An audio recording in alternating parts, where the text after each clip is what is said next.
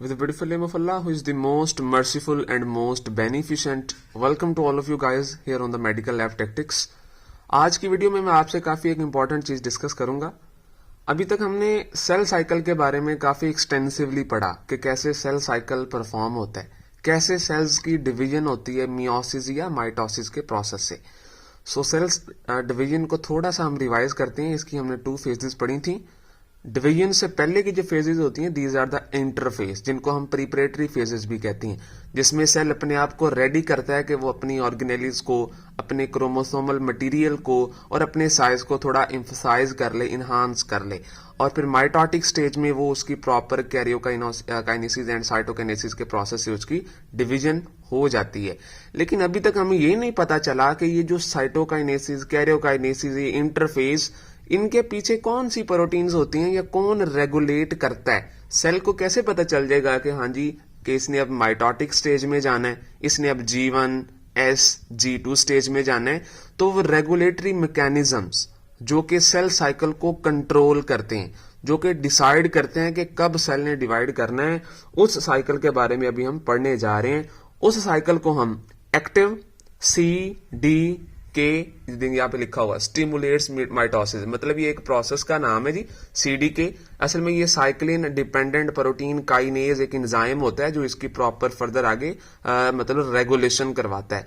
This is a first reactant, first enzyme that is used here in the cell. So होता क्या है कि जो आपका प्रॉपर ये वाला जो एंजाइम है it is present in inactive form, inactive form में ये बैठा है।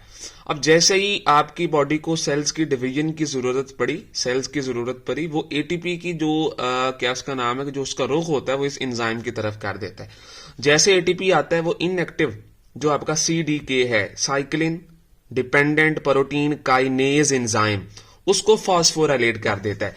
जैसे ही उसको ये जो ADP में कन्वर्ट हुआ, इसने फास्फोराइलेशन की CDK की, तो ये देखिए यहाँ पे बॉटम पे आपके सामने फॉस्फेट आके अटैच हुआ है। तो अब दूसरा यहाँ पे काम क्या हुआ, एक नई प्रोटीन आती है जिसका नाम होता है साइक्लिन प्रोटीन। ये 2 तरह की प्रोटीन्स होती हैं, G1 साइक्लिन प्रोटीन और दूसरी यहाँ पे माइटोटिक साइक्लिन प्रोटीन होती है। अब G1 साइक्लिन प्रोटीन क्या करती है, it act as a substrate and move toward the active site of that enzyme. क्या नाम था इस एंजाइम का, इसका नाम था cyclin dependent protein kinase enzyme. ठीक है, वो जैसे ही जाके एक्चुअली इसको हम चेक पॉइंट भी कहते हैं। कौन सा चेक पॉइंट, जो कि G1 फेज और S फेज के सेंटर में आता है। जैसे ही ये जो आपकी प्रोटीन है आके एक्टिव साइट पे जुड़ेगी एज अ सबस्ट्रेट, नीचे फास्फोराइलेटेड ये एंजाइम हो चुका है, हमने इस पे ये वाली प्रोटीन भी अटैच करवा दी। तो जैसे ये प्रोटीन अटैच होगी, जो सेल होगा G1 से मूव कर जाएगा भाई S फेज की तरफ। अब S फेज में क्या होता है, सेल अपने जो न्यूक्लियर मटेरियल होता है उसके साथ सारी छेड़खानी करता है, उसकी डुप्लीकेशन परफॉर्म होती है। अब क्या होगा, जो CDK एंजाइम था जो भी हमारे पास बना है, जो फास्फोराइलेटेड है और जिसके ऊपर G1 साइक्लिन प्रोटीन भी अटैच, जो कि एक सबस्ट्रेट था इस एंजाइम की एक्टिवेशन का।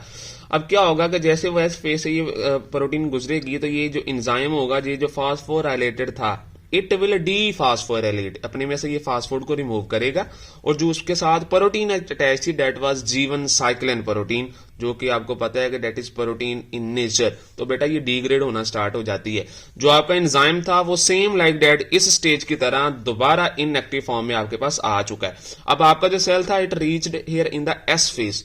अब S फेज से सर उसने आगे भी जाना है, तो कैसे जाएगा, 2 ATP के मॉलिक्यूल्स आएंगे। ये चीज आपने याद रखनी है। अभी तक हमने कितने ATP के मॉलिक्यूल्स यूटिलाइज किए हैं, एक यहां पे किए, 2 हमने यहां पे यूटिलाइज कर दिए एक सेल की डिवीजन के लिए। ठीक है, तो 2 ATP मॉलिक्यूल्स आएंगे, दे विल रिलीज फॉस्फेट, और इस इनएक्टिव के साथ ये 2 फॉस्फेट जुड़ेंगे, CDK बाईफॉस्फेट, मतलब यहां पे बांध जाएगा, ये एंजाइम है।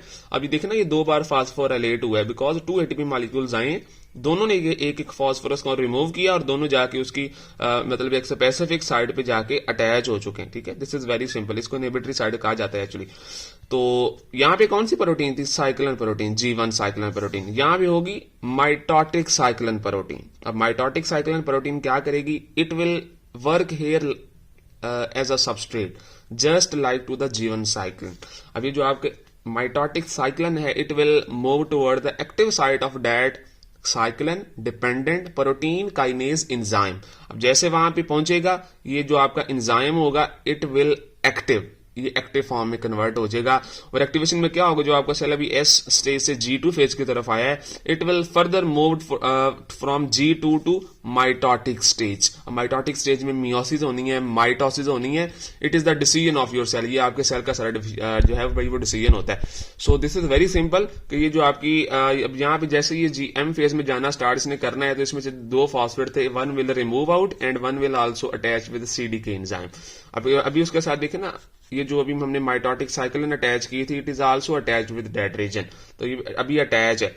जैसे ही वो माइटोटिक स्टेज में सेल जा चुका है भाई, फिर उसने सिवाय डिवाइड होने के कुछ नहीं करना, इसने डिवीजन करनी ही करनी है। कुछ एनवायरमेंटल फैक्टर्स होते हैं कि जो आपके सेल को माइटोटिक स्टेज में स्टॉप कर देते हैं डिवीजन करवाने से, लेकिन मैक्सिमम हद तक सेल का अनडिफरेंशिएटेड होना यहाँ पे इम्पॉसिबल होता है। डिफरेंशिएट होकर ही आपका सेल आगे डिवाइड हो जाता है, ठीक है।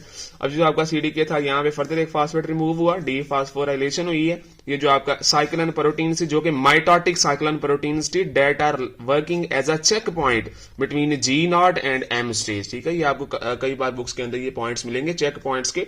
तो 2 चेक पॉइंट्स है यहाँ पे, एक G1 साइक्लिन चेक पॉइंट है जो कि G1 और S के दरमियान है। यहाँ पे कोई साइकिल नहीं है, सॉरी चेक पॉइंट, लेकिन G2 और M के सेंटर में एक क्या उसका नाम है चेक पॉइंट होता है, और उस चेक पॉइंट को हम माइटोटिक साइक्लिन का नाम देते हैं। अब माइटोटिक साइक्लिन आएगा, वो चेक पॉइंट पे अगर वो आएगा तो ही वो आपके CDK के साथ जुड़ेगा, तो ही जो आपका सेल है वो G2 स्टेज से माइटोटिक स्टेज की तरफ जाएगा, ठीक है। Meiosis mitosis, it depends on the decision of your cell. अब जैसे ही वो फर्दर जाएगा, ये जो आपका एक्टिवेट एंजाइम हुआ था, ठीक है, तो एक्टिव होने के बाद इट फर्दर डीएक्टिवेट, अपने में से वो जो पहले इसने यहां से फॉस्फेट रिमूव किया, अब यहां पे कर देगा, जो ये जो प्रोटीन होगी इट विल फर्दर डिग्रेडेड, जो आपका CDK है वो दोबारा अपनी ओरिजिनल शक्ल में इनएक्टिव फॉर्म में आ जाएगा। तो देखो ना कैसे आपका जो सेल साइकिल है वो रेगुलेट होता है आपके इस रेगुलेटरी मैकेनिज्म से। देखे ना, ये एंजाइम बड़ा इंपॉर्टेंट होता है CDK। इसका पाथवे आप हायर स्टडीज में पढ़ेंगे कि CDK होती क्या चीज है, कहां से ये बनता है, और इसका जो इसके अलावा और क्या क्या काम होता है। सो हम सेल साइकिल के बारे में डिस्कस कर रहे हैं। This is very simple. Cell cycle के बारे में जो CDK है वो इस तरह अपने आप को रेगुलेट करता है, और रेगुलेट करने के बाद अपनी जो प्रॉपर एक्टिविटीज है परफॉर्म करता है, और इसका मोटिव सिर्फ एक ही होता है कि सेल को फर्दर G1 से S, S से G2 और G2 से M फेज की तरफ एम्फसाइज किया जाए, प्रमोट करवा दिया जाए, ताकि प्रॉपर जो आपका सेल है वो डिविजनल स्टेज में चला जाए। So this was about active CDK stimulate mitosis cycle. कैसे CDK है वो रेगुलेट करता है अपने आप को, कैसे उसकी फास्फोराइलेशन होती है, ठीक है, कौन कौन से प्रोटीन्स आके एज अ सबस्ट्रेट उसके ऊपर जुड़ती हैं उसकी एक्टिव साइड पे, और कैसे फिर वो अपनी एक्टिव फॉर्म में आके प्रॉपर फंक्शनिंग के बाद दोबारा इनएक्टिव फॉर्म में कन्वर्ट हो जाता है। So this is important. I hope so it will productive for you. ये काफी इंपॉर्टेंट चीज थी that I just want to discuss with you guys. So thank you.